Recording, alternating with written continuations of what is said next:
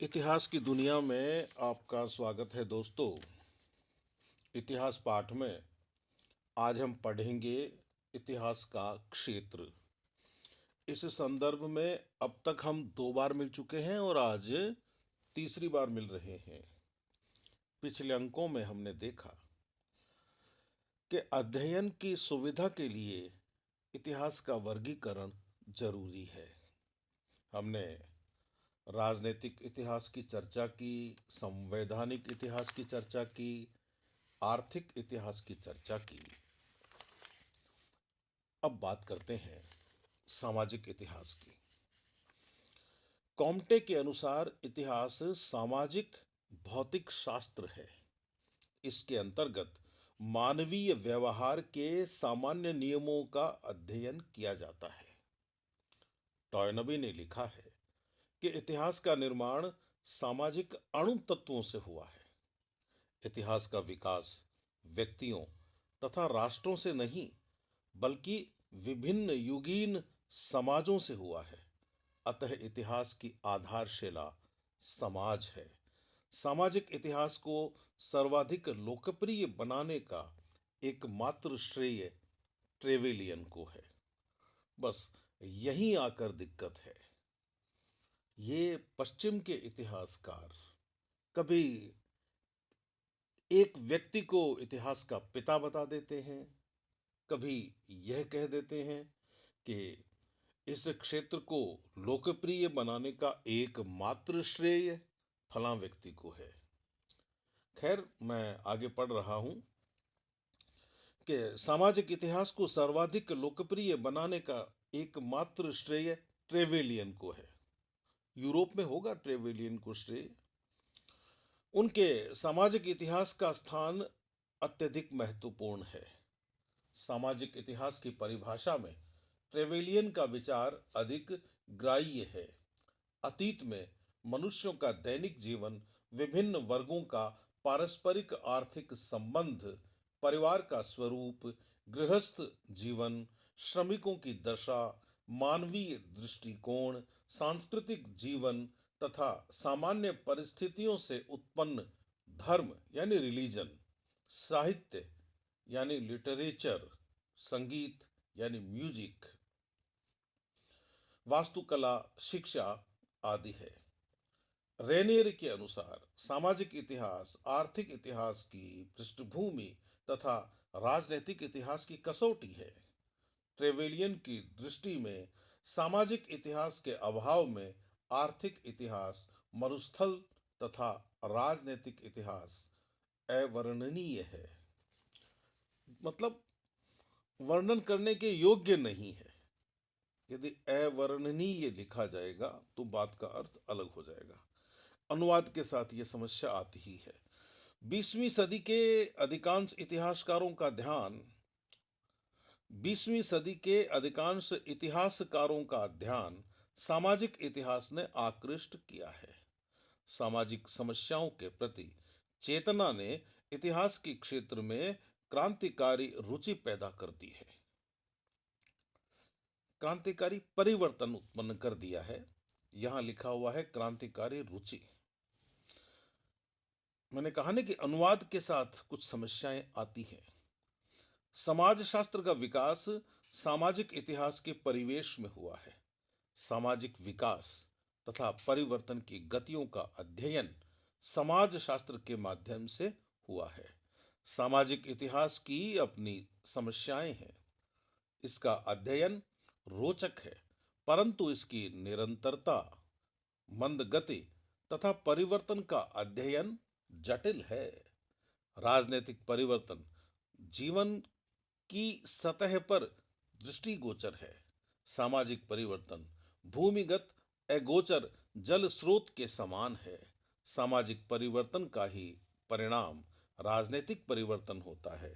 एक नवीन सम्राट, प्रधानमंत्री, नवीन सांसद राजनीतिक क्षेत्र में क्रांतिकारी परिवर्तन करते हैं, परंतु सामाजिक जीवन में इस परिवर्तन का प्रभाव प्रायः नगण्य होता है। यह बात राउज ने कही है। भारतीय इतिहास में राजनीतिक उथल पुथल के कारण अनेक राजवंशों का उत्थान तथा पतन हुआ है। राजपूतों के पतन के बाद तुर्की सुल्तानों, मुगलों तथा अंग्रेजों का शासन स्थापित हुआ, परंतु इन परिवर्तनों ने सामाजिक जीवन को प्रायः नहीं प्रभावित किया। भारतीय संस्कृति की जो अंतरधारा है, जो एक बहुत बड़े क्षेत्र में बहती है, इसे राजनीतिक परिवर्तन बहुत अधिक प्रभावित नहीं कर पाए। यह बात हमें याद रखनी चाहिए। भारतीय समाज का मूल स्वरूप आज भी वही है जैसा गौतम बुद्ध तथा महावीर स्वामी के समय में था। मैं तो कहता हूं कि इससे भी पहले वैदिक युग में जो भारतीय समाज का मूल स्वरूप था, वह आज भी किसी न किसी रूप में विद्यमान है। लिखा हुआ है कि परिणाम स्वरूप भारतीय समाज का मूल स्वरूप आज भी वही है जैसा गौतम बुद्ध तथा महावीर स्वामी के समय था। भक्ति आंदोलन के समाज सुधारक रामानंद, कबीर, नानक, चैतन्य ने समाज सुधार के लिए अथक प्रयास किया। संसद तथा विधानसभाओं ने अनेक नियम पारित किए। सामाजिक स्वरूपों में किसी प्रकार का क्रांतिकारी परिवर्तन फिर भी नहीं हुआ। यदि सामाजिक परिवर्तन को स्वीकार कर भी लिया जाए तो भूमिगत जल स्रोत की भांति इसकी गति इतनी मंद और अगोचर रही है कि उसका सूक्ष्म निरूपण कठिन प्रतीत होता है। समाज शास्त्रियों ने इस परिवर्तन की गति का विश्लेषण करने का प्रयास किया है। सामाजिक इतिहास में उनका महत्वपूर्ण योगदान है। राजनयिक इतिहास की बात करते हैं। लिखा हुआ है कि 19वीं सदी के प्रारंभ के इतिहासकारों ने राजनयिक इतिहास लेखन की आवश्यकता की अनुभूति की। इसमें राष्ट्रों के पारस्परिक संबंधों का वर्णन होता है। इसमें समस्या संबंधी आंतरिक तथा बाह्य परिस्थितियों का उल्लेख नहीं होता। इसके अंतर्गत समस्याओं के समाधान के लिए विभिन्न राष्ट्रों के प्रयास तथा आदान प्रदान के पत्रों का विवरण रहता है।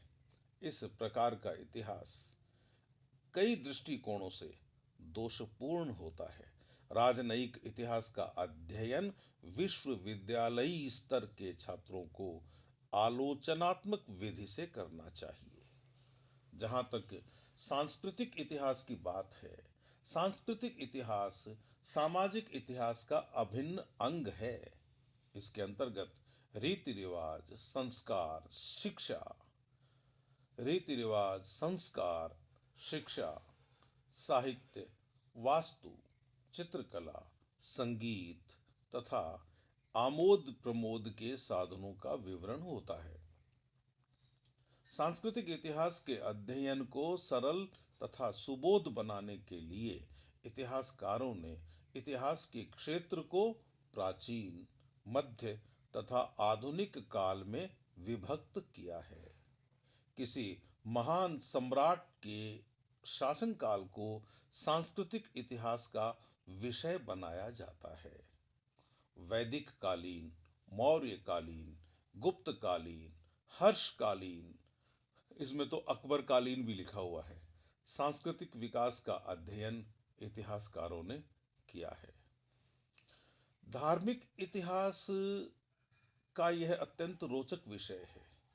अधिकांश इतिहासकारों ने धार्मिक भावना से प्रेरित होकर इस विषय पर चर्चा की है। बौद्ध धर्म, जैन धर्म, ईसाई धर्म यानी ईसाई रिलीजन, इस्लाम धर्म यानी मजहब का इतिहास विभिन्न युगों में लिखा गया है। यूरोप में पुनर्जागरण तथा धर्म सुधार काल धार्मिक इतिहास लेखन की दृष्टि से स्वर्णकाल माना जाता है। धार्मिक विषयों की चर्चा प्रोटेस्टेंट तथा कैथोलिक इतिहासकारों ने की है। औपनिवेशिक इतिहास की बात करें तो औद्योगिक क्रांति के पश्चात यूरोप के शक्तिशाली राष्ट्रों ने कच्चे माल की प्राप्ति के लिए एशिया, अफ्रीका, दक्षिणी अमेरिका तथा उत्तरी अमेरिका में उपनिवेश स्थापित किए। प्रारंभ में स्पेन, पुर्तगाल तथा बाद में इंग्लैंड, फ्रांस तथा जर्मनी के बीच उपनिवेश विस्तार के लिए प्रतिस्पर्धा होने लगी। इन राष्ट्रों के बीच पारस्परिक प्रतिद्वंद्विता के परिणाम स्वरूप अंतरराष्ट्रीय स्थिति तनावपूर्ण हो गई। इन राष्ट्रों के बीच पारस्परिक प्रतिस्पर्धा के परिणाम स्वरूप अंतरराष्ट्रीय स्थिति तनावपूर्ण हो गई।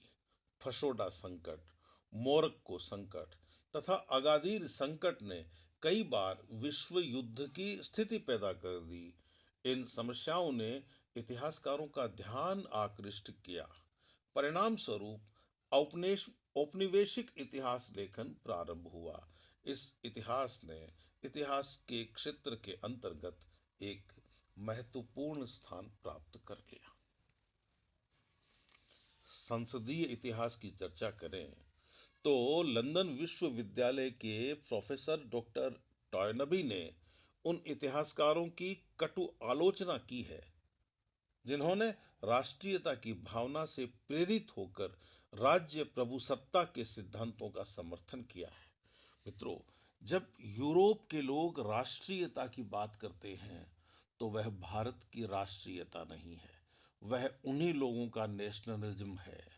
भारत में राष्ट्र की अवधारणा नेशन की अवधारणा से बहुत ज्यादा अलग है, लेकिन अनुवाद के चलते हम नेशन को राष्ट्र के रूप में कह देते हैं।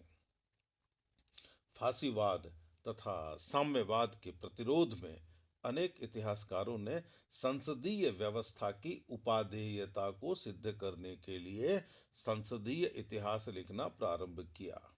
उन लोगों ने अपनी रचनाओं के माध्यम से राजा, अभिजात वर्ग, राजा तथा संसद के बीच के संघर्ष पर विशेष प्रकाश डाला है।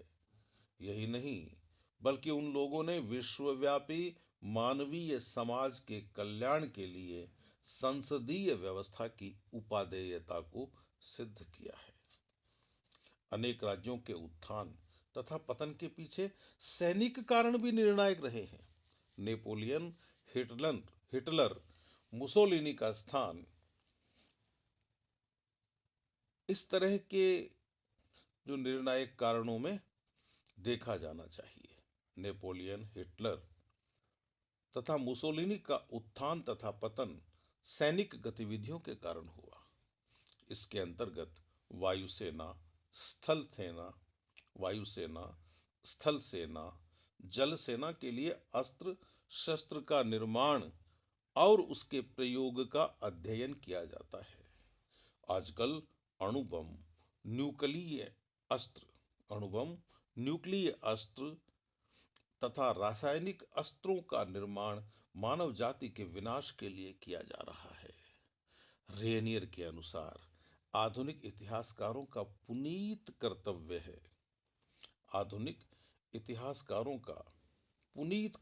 है कि नैतिकता के माध्यम से इन नवीन अस्त्रों के निर्माण पर प्रतिबंध लगाएं। समझ में आने वाली बात नहीं है कि यह प्रतिबंध इतिहासकार कैसे लगाएंगे।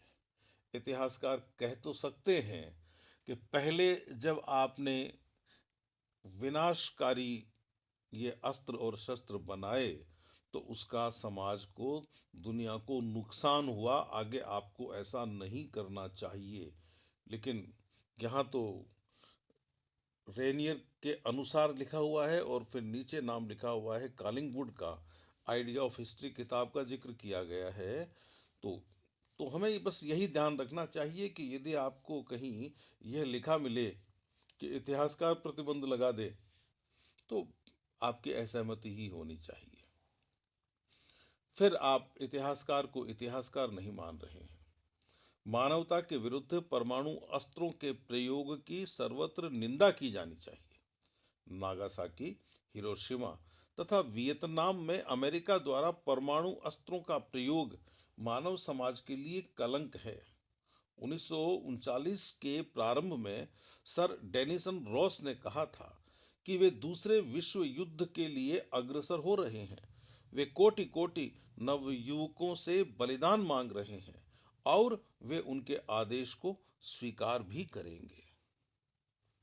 सर डेनिसन रॉस की दृष्टि में भावी पीढ़ी के लिए इन नव युवकों के बलिदान का कोई औचित्य नहीं है। तो मित्रों, यह था इतिहास के क्षेत्र पाठ का तीसरा संस्करण। फिर मिलेंगे। नमस्ते।